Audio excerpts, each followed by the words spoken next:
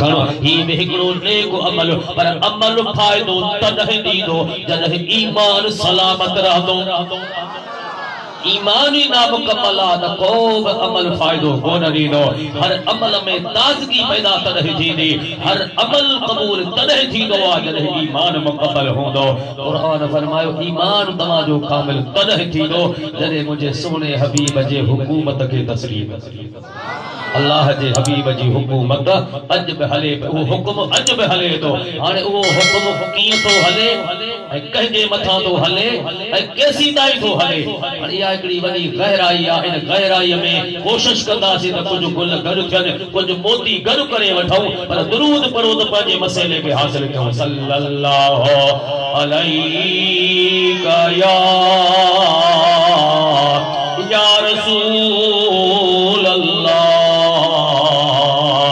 वसल्लम अलैका या तवज्जो कजो एक हाकिम वो आजे के अला हुकूमत दे फरमाए तो कुलिल्लाहु मालिकल मुल्क तुतिल मुल्क मन तशा व तंज़िउल मुल्क मिम्मन तशा व तुइज़्ज़ु मन तशा व तुज़िल्लु मन तशा बियदिकल खैर इन्नका अला कुल्लि शैइन क़दीर मुल्क जो मालिक अल्लाह अर्श फर्श जो मालिक अल्लाह धरती आसमान जो मालिक अल्लाह रब करीम फरमायो मालिक मां आया खालिक मां रब करीम आया पर मां मालिक वरी बंदन खे ॾींदो बि आया छा छा ॾिनो अथई गणियूं त गणे ई न सघूं लिखूं त लिखी न सघूं मुंहिंजा भाउ त ॿुधो निअमतल्लाहि ला तुहसूहा माना मुंहिंजो ॾिनल नेमतूं गणी शुमार न कंदे बेहिसाब महिरबानियूं थी मां ॾींदो आहियां वद इज़्ज़ मन तशा चाहियां त तोखे इज़त ॾियां पर जेकॾहिं चाहियां त मालिकल मुल्क तुतिल मुल्क मन तशा तोखे मुल्क ॾेई छॾियां तोखे हुकूमत ॾेई छॾियां वक़्त जो हाकिम बनाए छॾियां वल्लाहु युती मुल्कहु मन यशा अल्लाह ताला फरमायो मां चूंडींदो हा जंहिंखे बि पसंदि कंदो हा उनखे हुकूमत ॾेई मुल्क जो मालिक बनाए छॾींदो इहो मुंहिंजो ॾियणो आहे ॾींदो हा वरी ॾेई खसींदो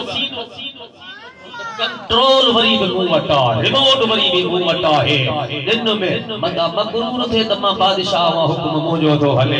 उन के कदे कदे देखारी दो हा तंजिल मुल्क दिनल मुल्क खसे वटा कंट्रोल मूं वटा रिमोट मूं वटा हकीकत मुंजी हवाले आ जदे रब रादी थी पे दिन नहीं पर जे चाहे त दिनल छे खसे वठे उन ते भी वसवारो कुदरत रखे थो तो फरमाए तो ॾियां त शुक्र कजाए पर जे ॾई खसियां त सब्र कजाए कई तक तोखे पाण ॿुधाया था वञनि या त शुक्र कजाए ॾई खसियां त पोइ सब्र कजाए छो त ॾींदो बि आहे केतिरो ॾिनई कंहिंखे जे तो ॼण ते पियो त मुल्क ॾेई छॾियुमि पर जेकॾहिं चाहियां त तुंहिंजो मुल्क तोखां वठी तोखे तर तर जे टुकर खाइण जो मुहताज कया किसी को ताज सुल्तानी किसी को पीक दर दर की किसी को ताज सुल्तानी किसी को बीक दर दर की मेरे मौला तेरी मर्जी जिसे चाहे जिधर कर दे मेरे मौला तेरी मर्जी मेरे मौला तेरी हलंदी कंहिंजो हुक्म हलंदो करे जीअं बि मौला करे जीअं बि मौला संदसि राज़ आहे छॾे या वठे हू त बेनियाज़ आहे करे जीअं बि मौला संदसि राज़ आहे छॾे या वठे वो तबे न्याज़ आहे करे जीअं बि मौला रब करीम जी कुदरत आहे जंहिंखे चाहे उनखे मुल्क ॾेई छॾे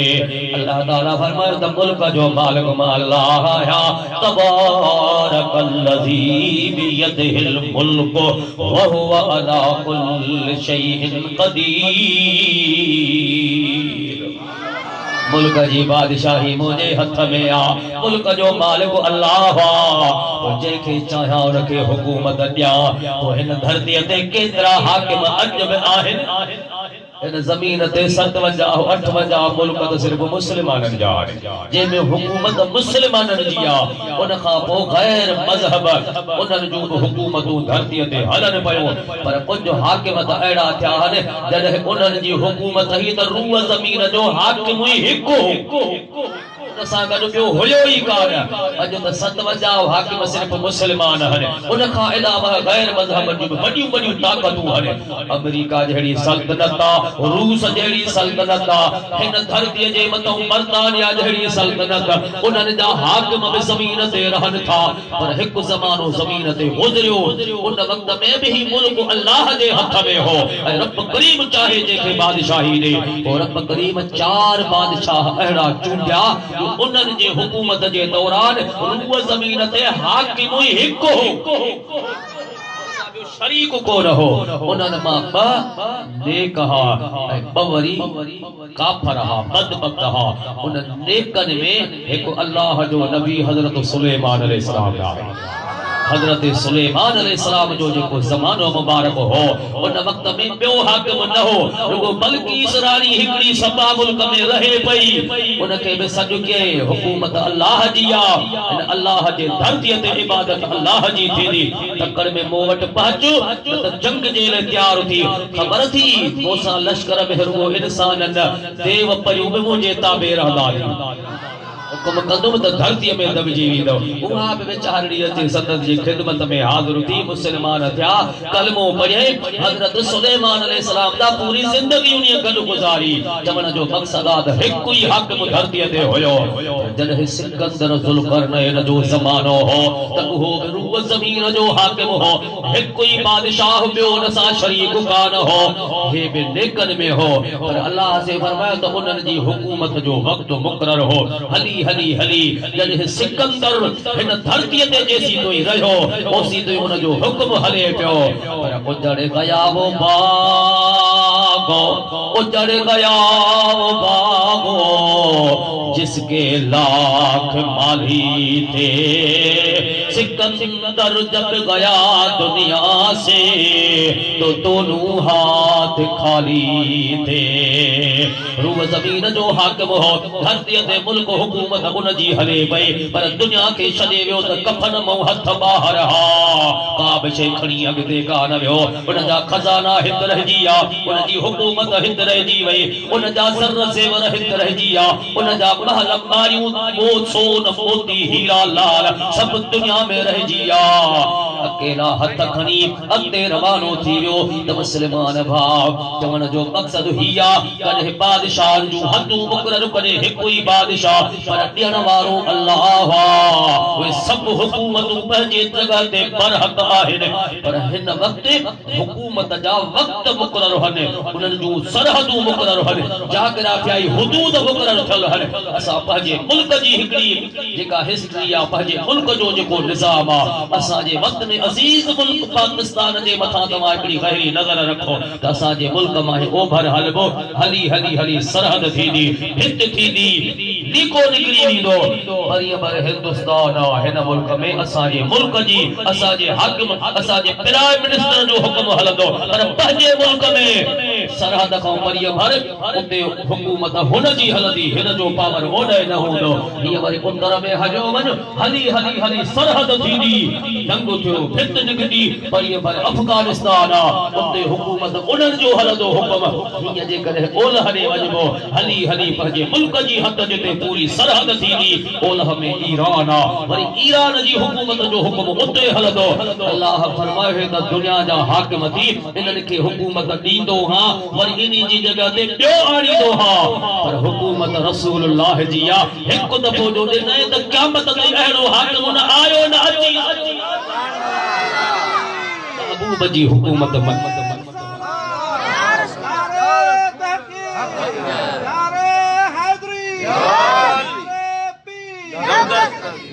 आहे तवज्जो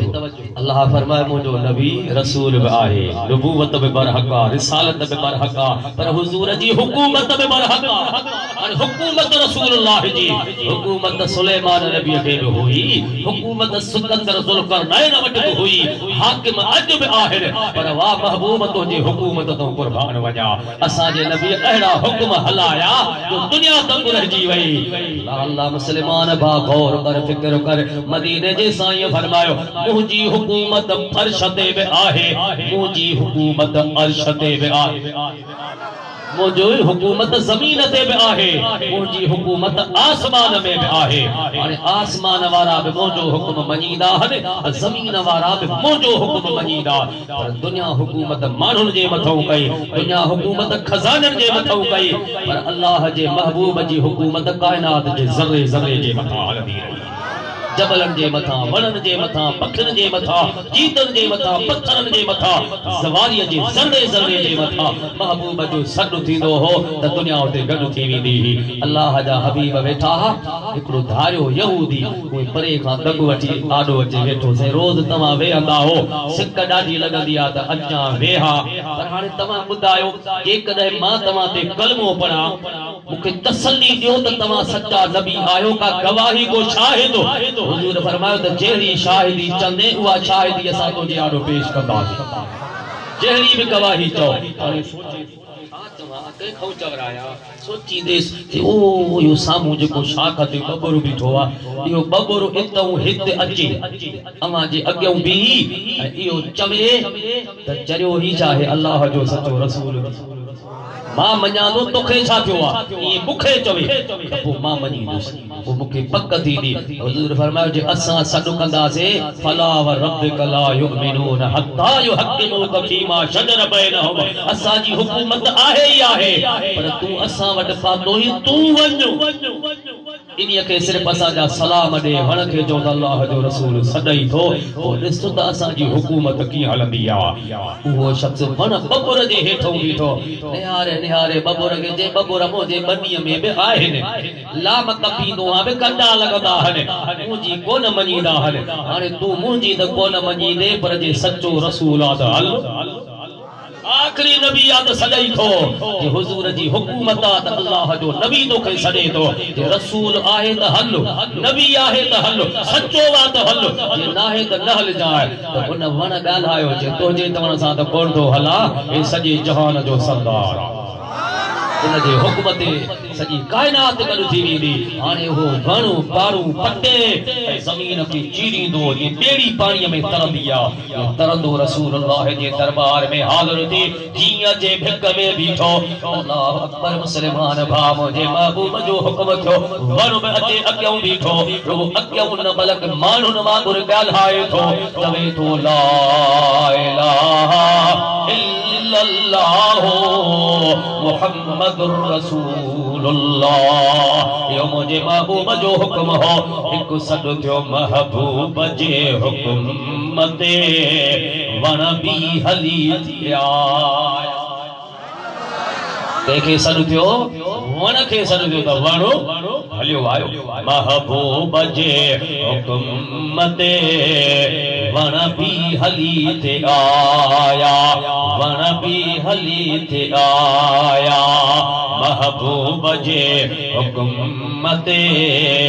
वण बि हली थे आया समझी सचो रसूल थे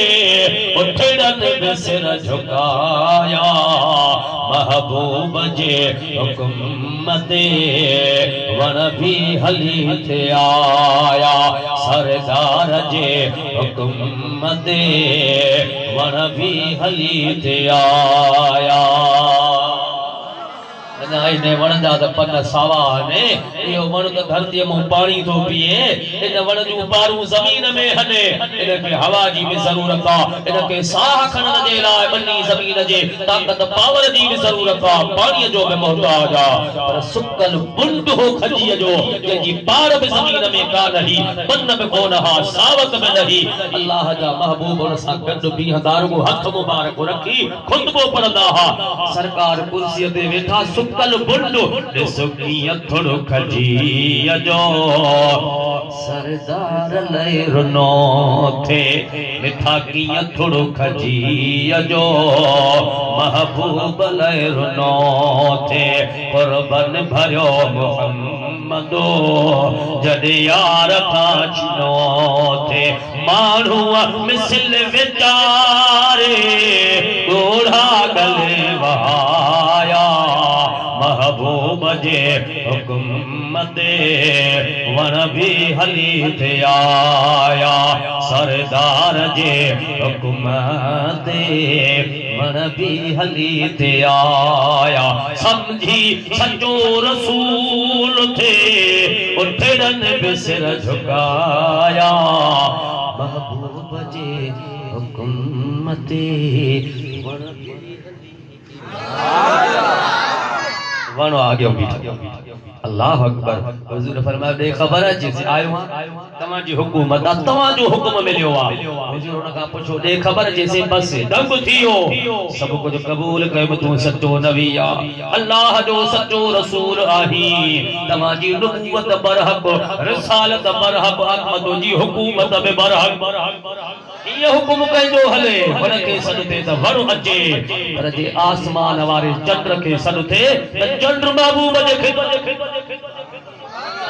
अचण में देर केतरी लगी हेठों एकड़ो मानू आसमान ते मथे चढ़ी वने हजार साल पंधु कंदो तने आसमान ते पहुचे पर अज इलेक्ट्रिकल जो दौर आ अज फिजिक्स केमिस्ट्री जो दौर आ अज बायोलॉजी जो सिलसिलो तो हले पियो हिन वक्त दुनिया तमाम वडी तरक्की कई आ पर को उनन का पुछो जेके दावा कठा चंद्र ते वणन जी हाने मरीख ते मंज़िल आ उनन का पुछो त खलाई शटल तमा जेके जहाज इजाद कया उनन के धरती का चंद्र तो पहुचण में केतरो टाइम थो लगे हे तो उनन जी दावा है पर असा त चवंदा हो चांद पे जाना हकीकत सही चांद कदमों में लाना बड़ी बात है चांद कदमों में लाना बड़ी बात है चांद पे जाना हकीकत सही चांद कदमों में लाना बड़ी बात है चांद कदमों में लाना बड़ी बात है फला व रब्बिक ला युमिनून हत्ता युहक्किमूक फीमा शजर बैनहुम हुजूर फरमायो फर्श ते जबल पहाड़ मुझे हुक्म के मजीदा पर अर्श जे तरफ निहार आसमानन जे तरफ निहार चंद्र के हुक्म थी दो चंद्र हाजिर थी दो लथल सिज के हुक्म थी दो लथल सिज वापस थी दो अल्लाह जे महबूब जी हुकूमत अज में सलामत हर ज़मानो हुजूर जो आ अज में ज़मानो हुजूर जो आ वलल आखिरत खैरुल लक मिनल ऊला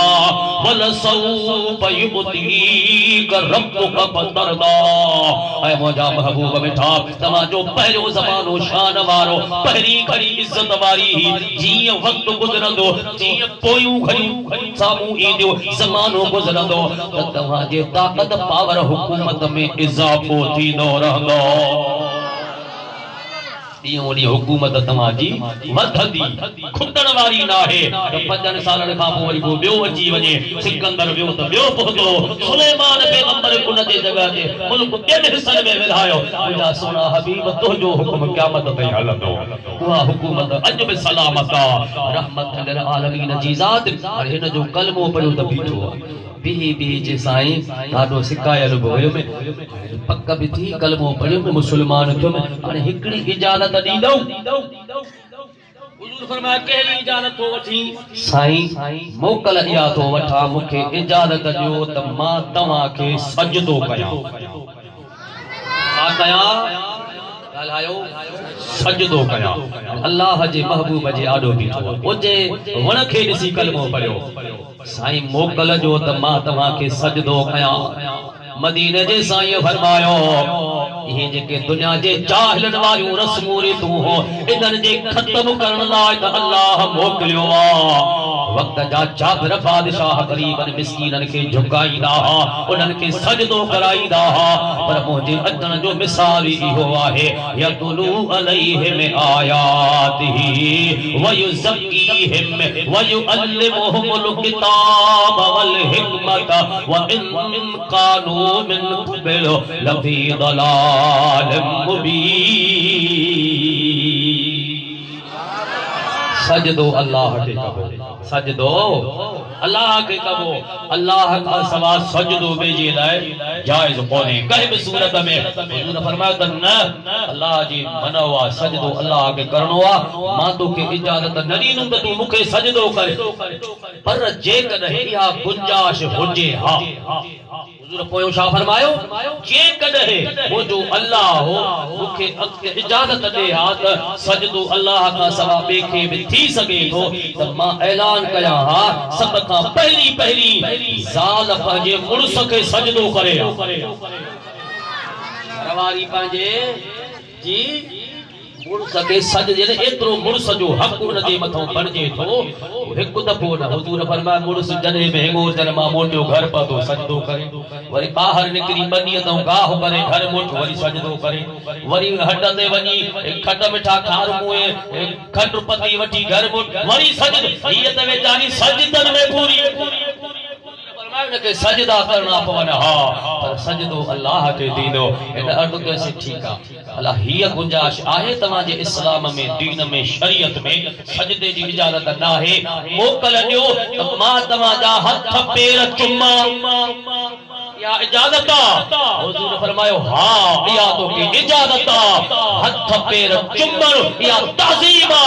एक पासे इबादत बे पासे ताज़ीम इन ताज़ीम जी अल्लाह कुरान में इजाजत अजीम छा हूंदी आहे हाणे मां तव्हां खे क़ुरान करीम मां हिकिड़ो दलील पढ़ी ॿुधायां पोइ अॻिते हलंदा है जो सल्लल्लाहु अलैहि या रसूल अल्लाह वसल्लम अलैका या हबीब अल्लाह तवज्जो मुसलमान भाव झुकण शाखे चइबो आ तअज़ीम शाखे चइबो हथ पैर चुमण कहिड़ी शइ जो नालो आ क़ुरान करीम समझाए थो फरमाए तो इन्ना अरसलनाका शाहिदन व मुबश्शिरन व नज़ीरा लितुमिनु बिल्लाहि व रसूलिही व तुअज़्ज़िरूहु व तुवक्किरूहु व तुसब्बिहूहु बुक्रतन व असीला कुरान करीम जो फैसलो अल्लाह ताला फरमाए मुझा सोना नबी असा तो के रसूल करे मोकलियो वा मञण वारन के मुबारक दे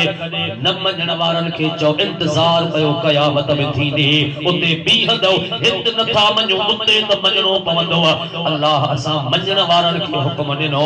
तुमिनु बिल्लाहि व रसूलिही मञो अल्लाह मोकलण वारे के ऐं मञो हुजूर अचण वारे के कीअं मञींदो व रूह मुझे सोने नबी जी ताज़ीम कयो हुजूर जी ताज़ीम कयो मुझे महबूब फरमायो हथ पैर चुमण या ताज़ीम हर हुक्म मञणो या ताज़ीम मुझी सुन्नत ते अमल करणो या ताज़ीम है तोखे इजाजत तू हथ पैर चुमी सगी थो पियो मुस्लमान भाव गौर कर ऐं जिम्मेवारी जी स्टेज मां जाना तो लेकिन किताबन जा हवाला दई मां तवा तफसीर मजहरी में लिखला तवा मजहरी पढ़ो जे कदे मां तवा के एकड़ो दलील या सीरत ज़ियाउल नबी में लिखला हाने उहो मानू जानी दो जो उन का वाक़िफ होजे जे वा घिटी ॾिठी होजे उलमा के जानन था ना जाना तो तमा केड़े हदीस मा केड़े किताब मा केड़े सीरत तफसीर मा हां अगर के शक हो जे तफजात हो जाए वो चैलेंज करण चाहे इन लफ्जन के तमा जिम्मेवार आया तो हिक दफो मुझे सामू भी मा लाइब्रेरी खोले सब सब कुछ ही जिम्मेवारी जी स्टेज आ वो आडो बीठो आ मदीने जी साईं फरमाए तो के इजाजत हथ चुमण ए पैर चुमण हाने हेठ थियो करीब थियो जने हेठ थी पैर मुबारक चुमे तो बिही रहो अल्लाह अकबर अदब इनखे चइबो तअज़ीम इनखे चइबो चुमे कोन पियो मदीने जी साईं फरमायो तो के इजाजत मिली घुरी मोकलवती थी असा तो खो खुश आयो अल्लाह बि तो खो राज़ी आ महबूब जे कदमन मुबारकन जे करीब बीठो ही ए रसूलुल्लाह जो पैर मुबारक आ इते तू पहुंची वियो आ तुझो नसीब चमकी महबूब जे कदमन जे करीब थन का नंढड़ी गाल त काहे हाजी सगोरा लख खर्च करे जरे हज ते वींदा हन तो पहिरियों हाज़िरी थींदी आ काबतुल्लाह में बैतुल्लाह में 7 चकर तवाफ जा पूरा करे पो काने वञे कुरान खोजे हाजी साहब तो लख खर्च कया तो वीजा वरती तो टिकट जहाज जी हासिल करे तो मोकलायो बिहार पाता हित पाते तो के इज्जत मिली काबे में पाते तो तवाफ कयो हाने मोजो हुक्म थी पियो लग पो वठ जा इहराम पोला जाए अग में वत्तखिजू मिन मकाम इब्राहीम मुसल्ला उते अचो जिते हजरत इब्राहीम अलैहिस्सलाम जी कदम मुबारक जा निशान पैर मुबारक जा निशान हन उते इब्राहीम अलैहिस्सलाम जो पैर मुबारक कोने सिर्फ कदम मुबारक जो निशान पैरो मुबारक पत्थर ते ठहला हुक्म जो इते अचो वत्तखिजू मिन मकाम इब्राहीम मुसल्ला इनी जगह ते अचे नमाज पढ़ो इन निशान जी तअज़ीम कर पैर मुबारक जे कदम मुबारक जे इन निशान के निस ज़ियारत बि कर तअज़ीम बि कर इनी जगह के नमाज जी जाय बना जो नफर इते पढ़ो पर इतहु फारग थी तो वरी उते अचो इन सफा वल मरवत मिन शआइरिल्लाह जिते सफा ए मरवा जे विच में हजरत अम्मा हाजरा सान जा कदम मुबारक हा कदम मुबारक जा निशान हा निशान ते अचे तो हज पर जेको खुद रसूलुल्लाह जे कदम मुबारक जे भिक में बीए जेले कहरो ज़हन ठाई दे आडो बीठो आ हुजूर फरमाए तो के इजाजत आ कदम मुबारक चुमी सगी दो पीर चुमे कोन दो मदीने जे साईं फरमाए तो के मोकल मिली गुलाम बि दिसन पिया केडो खुशकिस्मत आ हाने वरी कहो कयो थई परे दी पी रहियो आ छो न थो चुमे या अल्लाह हुजूर फरमायो तो छा गाला जे तो से विच ते ओटा अकुल तो इजाजत दे थो पर इश्क ओट बणियो आ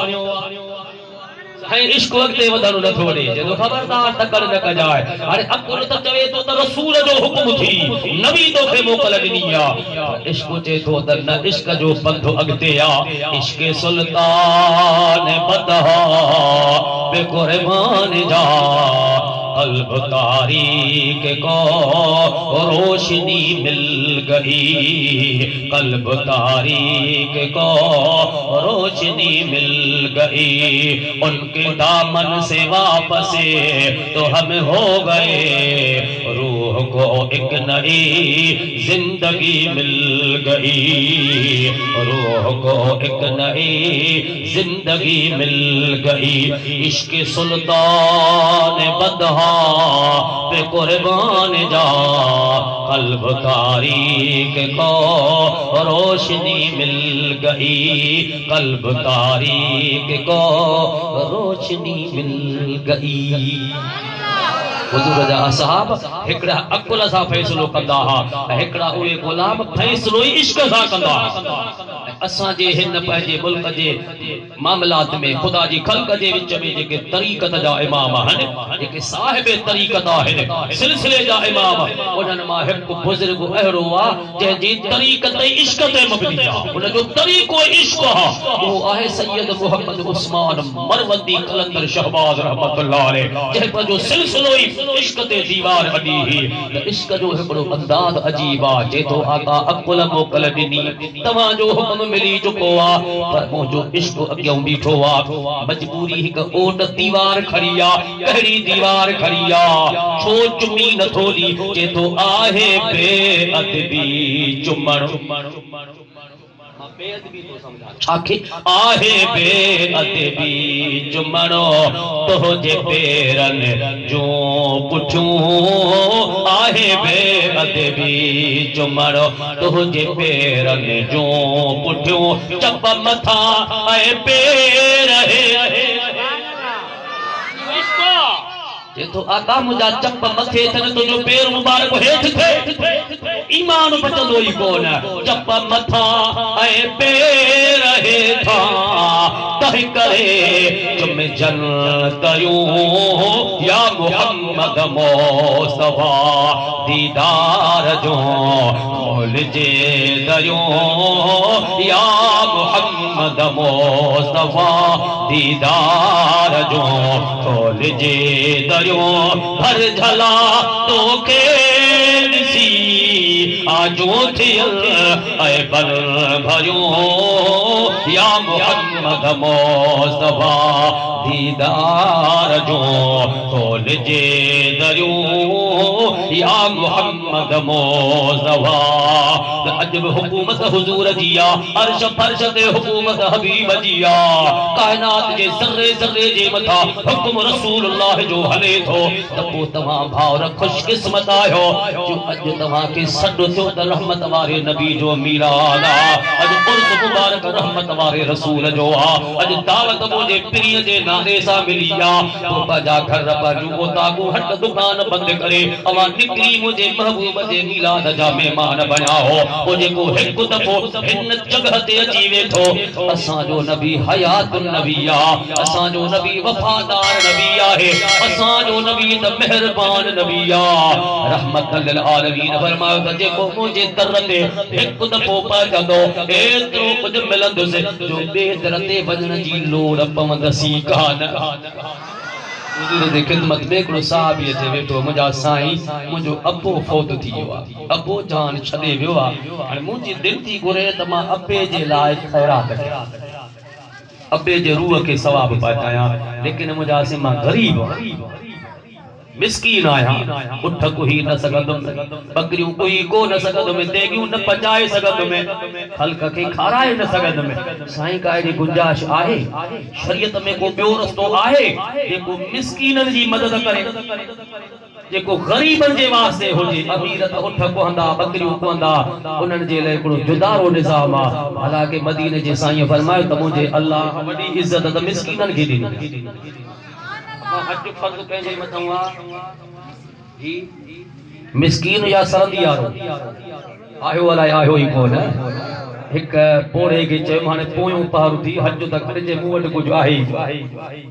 मुझो हेतो जे जगह दी ठहे 10 करोड़ रुपया दा बुधायो त खर्च थिया हने बगुले ओ ताकते चौथो साल आ कम तो हले कारीगर हली हली थकड़ी पिया हने अञा शाहे ए सजो मुल्क परा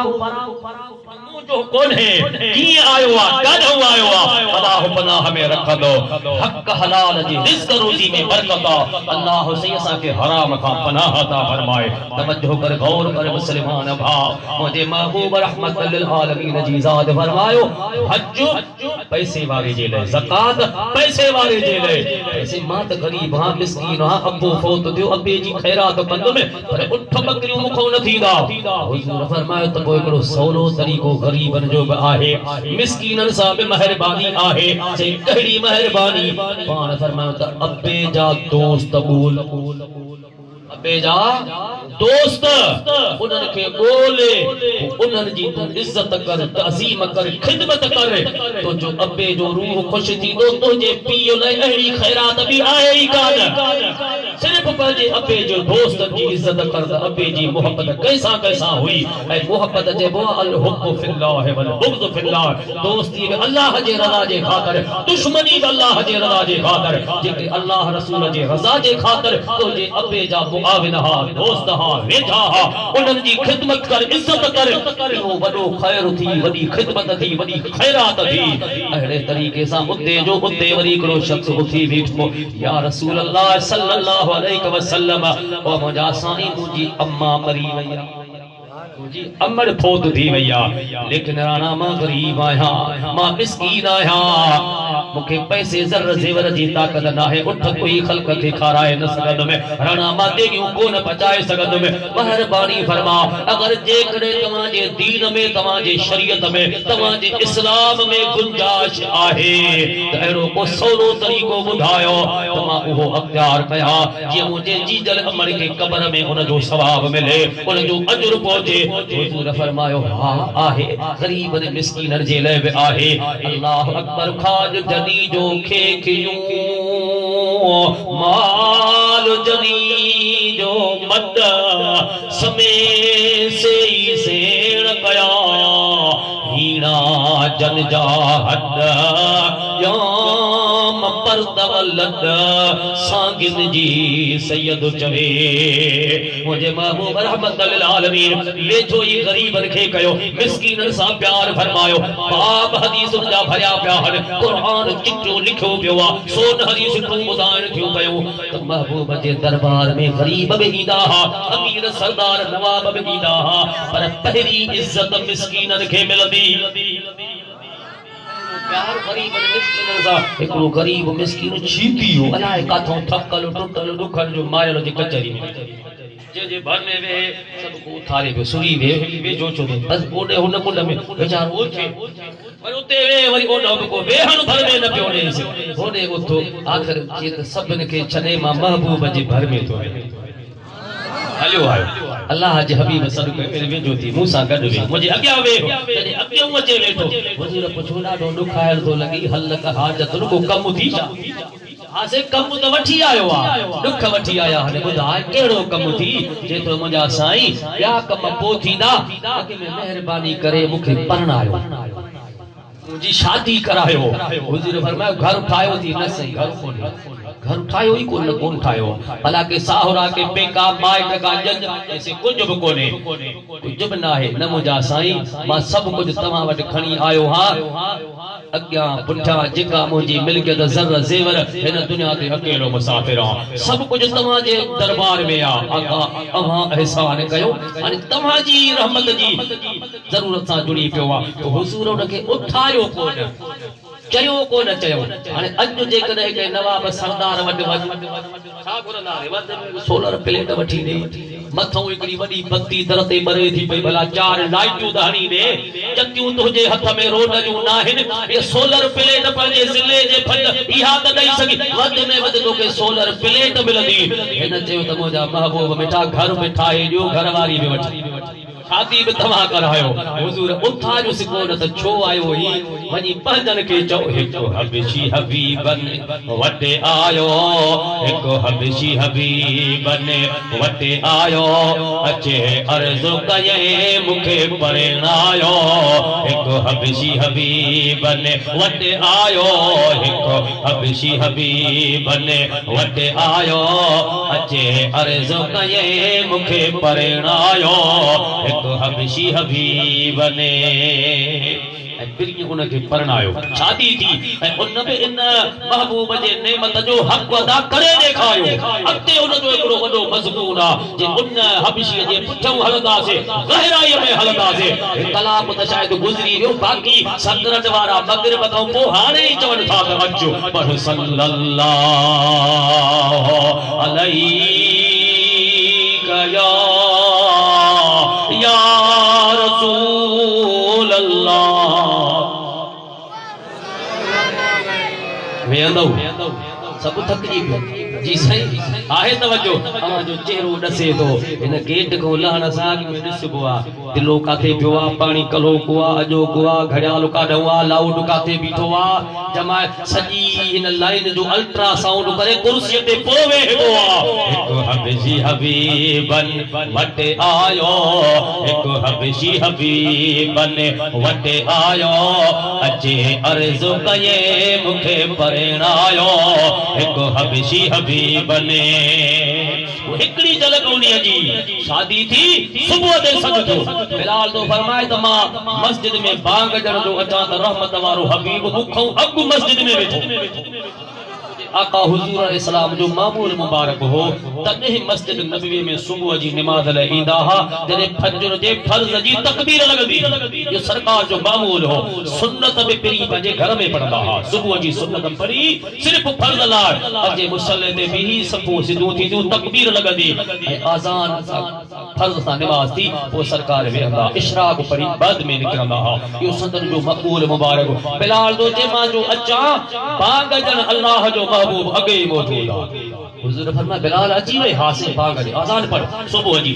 अजान पढ़म जी बाग दी हुजूर फरमाया बिलाल तकड़ में मदीने पाक में अंदर घिटने में हलियो वने तर तर दे वनी सद कर अचो अचो अचो अज नमाज सवेर पढ़दा से सुबह जी नमाज वक्त को अॻु में पढ़ंदा से तकड़ में वठी चीन सभिनी खे इतला पर छा थो थे पाण फरमाए सुबह सा गमसान जी जंग थी लड़ाई थी ते काफर में जा पता हने मदीने पाक ते हमलो करे आया हने फजर जी नमाज करे सिच उभरन को अॻु में ऐलान कर हथियार खणी निकरो बाहर जिहाद जे लाइ जंग जे लाइ मुसल्लह बन जी तैयार थी अचो उहद जे मकाम ते हलंदा से सलमान भा गौर कर फिक्र कर बिलाल फरमाए थो जने फजर जी अज़ान दिन में तकबीर हरीम फर्ज नमाज जो इतला कयो नमाज पढ़ी से जी सद कयो से सद बुधी साईं जो जने सद थियो मुझे महबूब जो त अचो त इयो तेजी शादी थी जेके हुजूर पान परणायो घरवारी सा गडु खट ते वेठो ओच तो सद थियो त अल्लाह जो रसूल चयो तो अचो जंग ते हलो बस एक सद बुधन सा तलवार म्यान मा छिके भड़कोड़े उठी रवानो थियो घरवारी जो रात त परण्यो ही एक गुजरी दी काने थो वनी जे जे परणायो वा उनी सडियो उनी जो हुकुम थियो वा छाजे ले सडियो थे तू गोपियूं कोन पटी दे भींडन जी गुड कोन कंदे तलवार चमकंदियूं थी सके तो जो मौत थे शहीद थी जे तो को मौत में कबूल आ उन दर जी जिंदगी अमानत आ जे तो चंद्र पियंदे जे दियूं साईं सड कयो लप एकड़ी पहरी पया राती हिक जंग जो हलंदो आ तो न में घणो टिज अटो पीस जी त बस हिकड़ी लप पहरी विधई चंद्र पिहंदे जे दियो साईं सद कयो से अटो चंद्र रहो से छोह चुनदी आई मुजा बावन मुझे महबूब जे कदमन दा सिर फरमान करे छडियो चमन जो मकसद हिया देखे बे अल्लाह जे हबीब जे दरबार जी रहमत नसीब दी उन अर्ज कयो राना अम्मा फौत थी फरमा गरीब आया मिस्कीन आया उठन बकरन पचान देगन पचान जी ताकत कोने हुजूर फरमाया त शरीयत मुजी रहमत आ मुझे सदके मिस्कीन सा बे मेहरबानी आ घबराए न तो जे ने गुरु आसान तरीको आहे कहरो तरीको पान फरमाया पंजे माओ जे ने खैरात करण घुरी तो अमल के सवाब पहुंचान चाही तो अमल के कब्र में खुश करण चाही तो तम्मा तो के हुक्म तो जा जे गरीब ही मिस्कीन ही तपो अमर जा माइट बोल अमर जा जी ॻाल्हायो अमर जा हिकड़ा हन अबे जा माइट हिकड़ा अमर जा माइट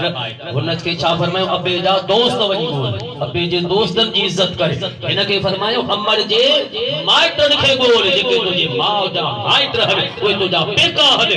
उनन जी इज्जत करे उनन जी खिदमत करे उनन के राजी करे अगर अमर जा मिट तो को राजी खुश था त अल्लाह रसूल खुश थींदो अल्लाह रसूल खुश थींदो त तुझे अमर जो रूह कब्र में खुश थी उनके एकड़ो तरीको बुधायो अबे जे दोस्तन जी इज्जत करणो इबादत आ अमर जे माइटन जी खिदमत करणो इज्जत आ इहा बि हिकड़ी इबादत आ पर हिक शख्स उठी भी अर्ज कयो राणा मुखे पैसो आ मां जमींदार हा उठ बि आहिनि बकरियूं बि आहिनि रिढूं बि आहिनि जहिड़े तरीक़े सां हुकुम ॾियो मां बि पंहिंजे माउ जी खैरात कंदुमि हुजूर फरमायो जे पैसे वारो ही त पोइ तूं खैरात कर छा जी खैरात कयां हुजूर फरमायो त पाणीअ जी खैरात कर जी पानी जी छो त खैरात हमेशा वक्त जे निजाकत के ॾिसी कई वेंदी आहे वक्त जे ज़रूरतुनि खे साम्हूं रखी उहा शइ विधाए वई आहे जेका हालात जे मुताबिक़ हुजे हुजूर फरमाया हिन वक्त मदीने पाक जी वॾे खां वॾी ज़रूरत पीअण जो पाणी आहे से घणा लीटर पाणी विधाया हुजूर फरमाया खूह खोटाए खूह जो पाणी निकिरे उहो खूह जो खूह पंहिंजे माउ जे रूह जे जेत करे छॾ क़यामत ते जेतिरा माण्हू पाणी पीअंदा तुंहिंजे अम्मा खे सवाब मिलंदो रहंदो ताक़त हुई त खूह खोटा पर जे मिस्कीन आ उनके फरमायो अमर जे मिटल जी वनी खिदमत कर मुंजी दिया अमर जे ले खैरात आ मां जे मुझे महबूब रहमत लिल आलमीन जी बे अम्मा हुई मां हुई अमर आमना साईं सदन जी अजमत कुर्बान अल्लाह जा महबूब 6 साल उम्र मुबारक थी अमर अचे पंहिंजे सहुरे हुजूर जे ॾाॾे अब्दुल मुत्तलिब से जे अॻियां बीठी पर उदास अखियूं खणी हज़रत अब्दुल मुत्तलिब पुछे थो हलक हाजतुन आमिना पुट को कम थी छा हा कम तॾहिं त आई हा मां ॿुधाए कहिड़ो कम थी अल्लाहु अकबर उदास अखियुनि सां मथे निहारे अर्ज़ी करे चाचा उम्र तव्हां सां गॾु गुज़ारी थम लेकिन मुंहिंजो जेको अबाणो वतन आहे उहो त यसरबा मदीनतुल मुनव्वरा मुड़ सजी शाम बि लही वई मुंहिंजो मासूम हिकिड़ो ई बचड़ो मोहम्मद बिन अब्दुल्लाह आहे हाणे तव्हां बि पोढ़ा थी चुका हो उम्र तव्हां सां गॾु गुज़ारी थम पर अॼु मूंखे मोकल ॾियो अॼु मूंखे इजाज़त ॾियो त मां पंहिंजे पाक बचड़े दिलबर हबीब खे पाण सां गॾु वठी संदसि पंहिंजा पेका पंहिंजा अबाणा मुंहिंजा भाउर मुंहिंजूं भेनर मुंहिंजूं अबो मुंहिंजी अम्मा सदद जा मामा सदद जो नानो ऐं नानी मासियूं पाण सां मिलाया अवां जो खानदान त महबूब ॾिसी चुको आहे पर मुंहिंजे खानदान सां किरी प्यार कंदो मुंहिंजे अबाणनि सां बि मुहबत कंदो अगर इजाज़त ॾियो त मां मुहम्मद बिन अब्दुल्लाह पाण सां गॾु वठी मदीने पाक मां थी ईंदमि ऐं ख़ुदि हज़रत अब्दुल मुत्तलिब जी शादी उहा बि मदीने पाक मां थियलही ॿिया पुट सभु मके पाक पंहिंजे मर्ज़ीअ सां परणाया हा पर हज़रत अब्दुल्लाह जी जेका शादी अब्दुल मुत्तलिब से जी घरवारी चवे थी अब्दुल मुत्तलिब सभु पुट तो परणाया अब्दुल्लाह मुखे दे तमा पंहिंजी पेकन मो परणाईंदा पंहिंजे खानदान मां यानी अम्मा आमना साईं अब्दुल मुत्तलिब जे घरवारी जे खानदान मां हुई उन्हें पंहिंजे पेकन सां उन हिकिड़ी मिठड़ी कई ही जंहिंमें अम्मा आमना साईं उते पहुती ऐं रसूलुल्लाह जी मां हुई अदा तोजे अम्मा जो तोजे मथो हक़ आहे मुंहिंजी अम्मा जो मुंहिंजे मथो हक़ आहे पर हीअ उहा अमर आहे जंहिं अमर ता पूरी दुनिया जूं माउरूं कुर्बान जी अमर आवे अमरने में आग खणी आमिना मोहम्मद जी अमर आहे बणी आमिना मोहम्मद जी अमर आहे बणी आमिना वे अमरने में आग खणी आमिना मोहम्मद जी अमर आहे बणी आमिना मोहम्मद जी अमर आहे बणी आमिना वे अमरने में आग खणी आमिना मोहम्मद जी अम्मा आहे बणी आमिना अब्दुल मुत्तलिब इजाजत दी अम्मा भली वन मुंहिंजो उठ पाए वन जाए मुंहिंजे उठ ते चढ़ो पर ही मुंहिंजी बानिया उम्मे ऐमन इहा बि तव्हां सां गॾु हलंदी जेतिरा ॾींहं दिलि घुरे उते टिको पोइ मोटी अचिजो हा मुंहिंजा साईं उते रहंदासीं वरी मोटी ईंदासीं पर अम्मा आमना साईं जी उदासी ॿुधाए पई अॼु वञा थी वरी मोटी मके कान ईंदासीं महसूस थी चुको हो ऐं थियो बि ईअं मके पाक में मदीने पाक में कुझु ॾींहं गुज़ारे पंहिंजे भाउरनि सां मुंहिंजे महबूब रहमत लिल आलमीन खे हज मुबारक में करे भाकुर पाए फरमाए बचड़ा तुंहिंजा चाचा तुंहिंजो खानदान तुंहिंजो अबाणो वतन मको पाक आहे हाणे मदीने पाक जूं बरकतूं तव्हां ॾिठियूं हींअर हिते कान टिकंदमि उठ ते चढ़ो त तव्हांखे पंहिंजे ॾाॾे अब्दुल मुत्तलिब वटि पेश कंदमि मके पाक हलंदासीं अम्मा आमना साण उठ ते चढ़ी उम्मे ऐमन सां गॾिजी हाणे मदीने पाक मां वापसि मके पाक जो रस्तो अख्तियार कयो लेकिन बाद तक ते पहुता अम्मा आमना सां फरमाए थी बचड़ा उठ हिते बिहा उठ बीठो वेहा उठ वेठो हाणे लही ऐं मुंहिंजा महबूब बचड़ा हाणे वञ हितां हिकिड़ा ॿ पत्थर त खणी अचो हिते रख अम्मा छा थींदो अम्मा फरमायो उन पत्थरनि जे मथां पंहिंजो मथो मुबारक रखी मां सुम्हंदसि आराम कंदसि अॼु मूंसां भिक में वेह त अंदर जूं ॻाल्हियूं तोखे करे ॿुधायां अम्मा साईं सां गॾु अल्लाह जा हबीब वेठा जी दिल मां फरमाए थी बचड़ा को आम ॿार नाही पर ॿुधो जॾहिं घर वींदे त अब्दुल मुत्तलिब ॾाढो पुछंदुई त तुंहिंजी अमर किथे आहे मां नाली सगत में अम्मा छो पुट मुंहिंजो हिते विसाल थींदो वफ़ात थींदी मूंखे पंहिंजे हथनि सां दफ़न कयूं वञाए हिते दफ़न करे पोइ उठ ते चढ़ी तूं हलियो वञो पर जॾहिं हिन तंग सां गुज़री त मुंहिंजे मज़ार ते अचिजांइ मुंहिंजे क़बर ते अचिजांइ इन जे करे हुज़ूर फरमायो त मुंहिंजी अमर मूंखे पारत कई ही मां पूरी दुनिया खे हुकुम थो कयां हर जुमे जे ॾींहुं पीउ माउ जी क़बर ते वेंदा अबे अम्मा जे मज़ार ते वेंदा कयो हुज़ूर खे अम्मा अर्ज़ु कर मुंहिंजा महबूब मुंहिंजे मज़ार ते हुज़ूर वेंदा हा अम्मा साइण उहे मोहब्बत भरियूं प्यार भरियूं ॻाल्हियूं कयूं बचड़ा तूं आम ॿार नाही जॾहिं तव्हां मुंहिंजे बदन मुबारक में आया हा त पहिरीं जग जो अबू आदम नबी मुबारक ॼण आयो आमना पुट तोखे मुबारक हुजे तूं आख़िरी नबीअ जी अम्मा बणिजी चुकी आहे अहिड़े तरीक़े सां घिटीअ मां ॿाहिरि निकिरंदी हमें जबल मुबारक ॾींदा हा बकरियूं मुबारक ॾींदियूं हो हाणे पत्थर चवंदा हा अम्मा मुबारक हुजे तूं आख़िरी रसूल जी अमड़ आही बचड़ा तूं अल्लाह जो रसूल हुई तूं नबी आही पर उन वक़्त में कुझु देर आहे मां तव्हांखे पार तूं कयां थी भई अम्मा साण रसूलुल्लाह जे उन मोहब्बत प्यार में उते सदन जो विसाल मुबारक थियो तो अल्लाह जा महबूब ज़ाहिरी तरह इन दुखन दर्दन मां त गुज़रिया पर अल्लाह उहा बादशाही अता कई वहुव बिल उफुकिल आला सुम्मा दना फतदल्ला फकान काब कौसैन औ अदना एक ज़मानो दुनिया ॾिठो सत ज़मीनूं हेठ सत आसमान हेठ लोह महफूज़ हेठ सिदरतुल मुंतहा हेठ अल्लाह जो अर्श बि हेठ मुंहिंजे महबूब जा कदम मुबारक मथे बादशाही हबीब जी फला व रब्बिक ला युमिनून हत्ता युहक्किमूक फीमा शजर बैनहुम उन पिरीअ वरी प्यारी तो असां सां कयो जॾहिं मीलाद क्या उर्स क्या जंहिं में जिते रसूलुल्लाह जी तारीफ़ कई अॼु महबूब उन्हनि सां अॼु बि महिरबान हर ज़मानो हुज़ूर जो आहे अदा खुली किसे मत गरीबन जी मिठा खुली किसे मत गरीबन जी मके में मीरो आयो खुली किसे मता गरीबन जी मके में मीरो आयो वा थियो रोशन जगो सारो थियो रोशन जगो सारो खुदा जो नूर आयो खुली किसे मत गरीबन जी अदा खुली किसे मत गरीबन जी मक्के में मीरो आयो खुली किसे मत गरीबन जी मक्के में मीरो आयो थियो रोशन जगो सारो थियो रोशन जगो सारो खुदा जो नूर आयो मिठा खुली किसे मत गरीबन जी आहे तवज्जो पहरी जी निमाज़ बि आखिरी मरहलन में आ ताम मांजे सामूं आ घणी अंदर दुआए रब करीम मुंहिंजा चेहर कलमात पंहिंजे दरबार में क़बूल फरमाए वमा तौफीकी इल्ला बिल्लाह अल्लाह असांजी हाज़िरी क़बूल फरमाए रब मिठा आहे जेके भाइर जेका जमायत आहे हिते गॾु थिया आहिनि अल्लाह से हिननि जो गॾिजणो रहमत करा हिननि जी गॾिजाणीअ में बरकत करा अल्लाह साईं सदन जी दिल नेक उम्मीदूं पूरियूं फरमा या अल्लाह जिन भाइयों ने खर्च कयो मेहनत कई ये चरागान करे तो जिन महबूब जो मीलाद मल्हायो आहे अल्लाह साईं सदन जी खिदमत क़बूल फरमा सदन जे माल में रिज़्क में रोज़ी में इज्जत में बरकत फरमा अल्लाह साईं हिन अंगण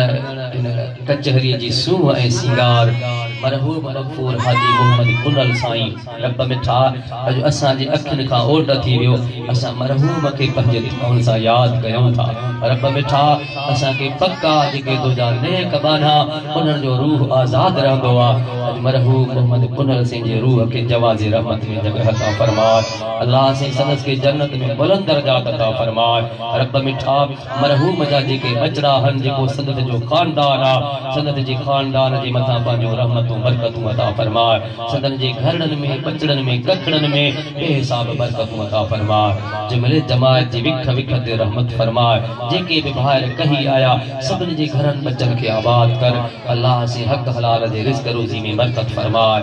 मुंहिंजा अल्लाह बेरोज़गारनि खे हलाल जी कुशादी रोज़ी अता फरमाए रब मिठा असांजे फसलनि कारोबारनि में बरकत फरमाए असांजो मस्जिदूं आबाद फरमाए दीनी मदारिस के आबाद फरमाए अहले सुन्नत जो दरगाहूं दरबार में आबाद फरमा। अल्लाह साईं असां जो दिली दुआऊं कबूल फरमाए, पंज वक्त नमाज जी पाबंदी नसीब फरमाए। या इलाहुल आलमीन जेकी बि भाउर अॼु जे बाबरकत महफ़िल में नेक उम्मीदूं खणी हाज़िर थिया आहिनि, सदन जो दिली दुआऊं कबूल फरमाए। जेके बीमार आहिनि अल्लाह से जिते भी घरन अस्पतालों में उन्हनि खे शिफाए कामिला अता फरमाए। जेके परेशान पंहिंजूं परेशानियूं दूर फरमाए, जिन जे मथां कर्ज थी विया ग़ैब जे खजाने खां रोज़ी ॾे कर्ज दूर फरमाए। अल्लाहुम्मा रब्बना आतिना फिद दुनिया हसना व फिल आखिरति हसनतन व क़िना अज़ाबन्नार। सुब्हान रब्बिका रब्बिल इज़्ज़ति अम्मा यसिफून व सलामुन अलल मुरसलीन वल्हम्दुलिल्लाहि रब्बिल आलमीन।